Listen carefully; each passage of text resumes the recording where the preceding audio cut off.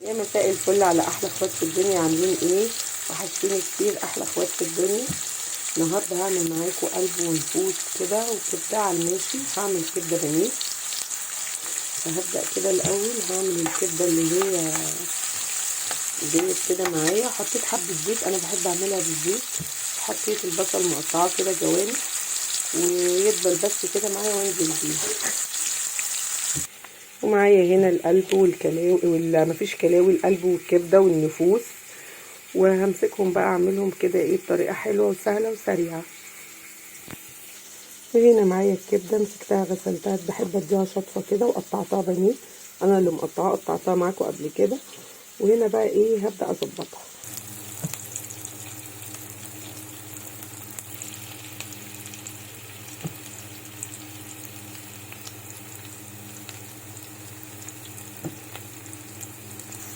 البصلايه بقى بقت بالشكل ده كده معايا. هبدا انزل عليها الحاجات اللي هتاخد سوا شويه.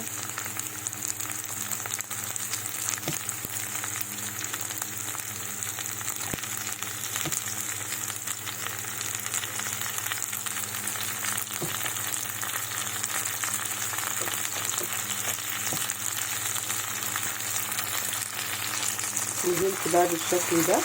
ادي هنا القلب بقت الكبده.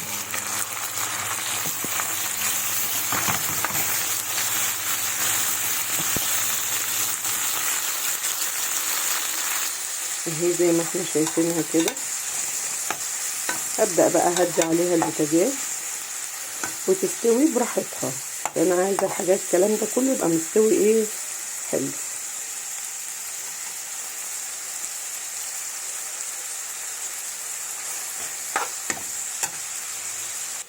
شوفوا بقى تقطيعي في الكبده وقولوا لي ايه رايكم في تقطيعي، يجي مني يعني ولا ما يجيش.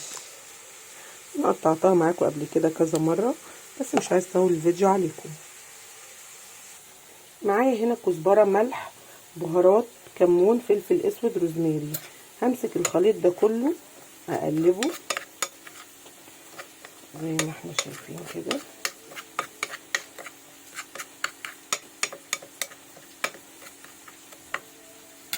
هاخد نصه كده زي ما احنا شايفين. تمام. هتحطي حاجة تانية؟ هحط، مش هقلب حاجة.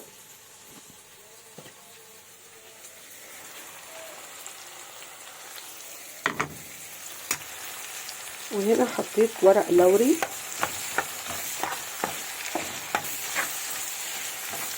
وعود من القرنفل. هيعلي التست معايا قوي.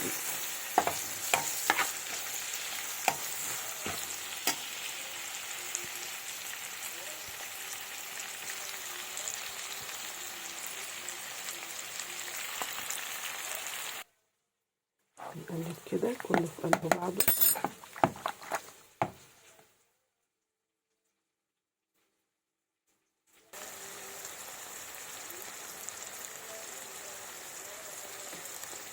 بجد بجد التست بتاعها بيبقى عالي. ما بتحطي واحدة قرنفل واللوري واحدة حبهان. هنا حطيت معلقة من هريسة الفلفل الأحمر ومعلقة الثوم، وهبدأ أقلب كل الكلام ده برضو في قلب بعضه. اهي بقت بالشكل الحلو ده كده. اسيبها بقى منقوعة في دوت. وعفوا انا حطيت لها حبة بصل بودر برضو وتوم بودر. تعالوا هنا برضو حطيت معلقة من الثوم، البتاعة بتفرقع معايا جامد. وحطيت معلقة من هريسة الفلفل الأحمر. وهنزل بقى كده بقية الحاجة. بقيت بقى البهارات هنزل كده وهقلبها وههدي عليها النار برضه. انا عايزاها تستوي سوا كويس جدا زي ما احنا شايفينها كده بقى. مش هديها اي حاجة تاني خالص، هسيبها تستوي كده مع نفسها وهوريكم الشكل النهائي بتاعها. الكبدة التانية هحطها في التلاجة.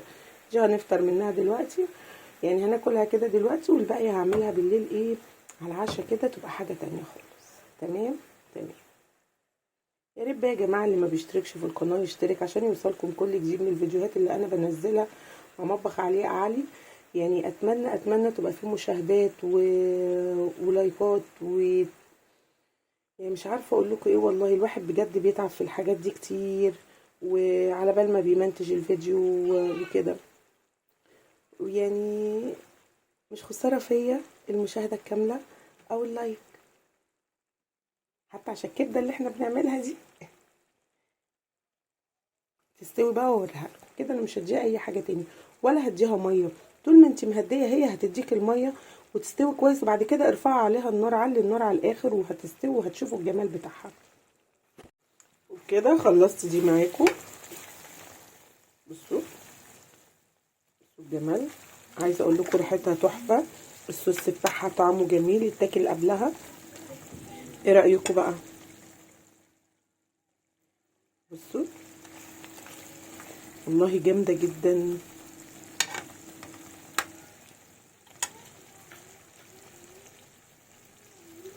دي الكبده انا سويتها معاكم قبل كده كذا مره، فمش حابه الفيديو يكون طويل عليكم، قلت بس امس عليكم في الفيديو دوت. ادي الكبده حلوه جدا. بصوا اتمنى تجربوها بطريقتي تعجبكم. وهنا انا بحب الطماطم بالفلفل والشطه، بيبقى طعمها حكايه، وحبه ثوم. وهنا دي الطحينه دي هعمل لكم فيديو عنها لوحده تحفه. الطحينه دي مش طحينه، الطحينه ده فينو، انا عملته طحينه. عايزاكم كده تبصوا عليها معايا لحظه. بصوا طحينه ولا مش طحينه؟ تحفه بجد والله العظيم، طعمها تحفه.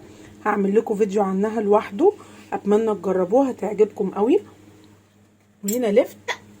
وهنا بقى الصدمه، البطاطس مش عارفه يعني اللي باعها لي ضحك عليا ولا ايه بالظبط. البطاطس طلعت مني الدرجه دي واحده وواحده، ازاي بقى مش عارفه والله. طول من اول البطاطس ما غلت كل ما اجي اعملها تديني الشكل ده، فمش عارفه والله ايه ده. يعني انا متضايقه بصراحه بسببها،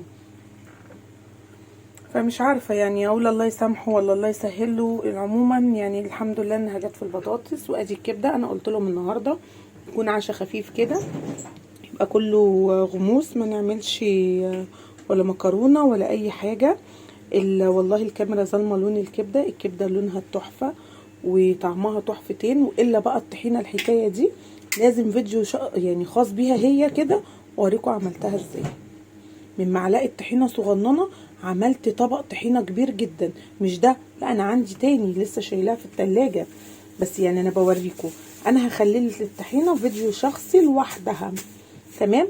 اسيبكم في حفظ الله، احلى اخوات في الدنيا مع مطبخ علي. اللي ما اشتركش في القناه يشترك عشان يوصلكم كل جديد. كده عملت معاكم الكبده البانيه، وعملت القلب والحلويات بتوعها الصبح للغدا، وادي الكبده دي عملتها بالليل للعشاء. اسيبكم في حفظ الله ورعايته. باي باي احلى اخوات في الدنيا.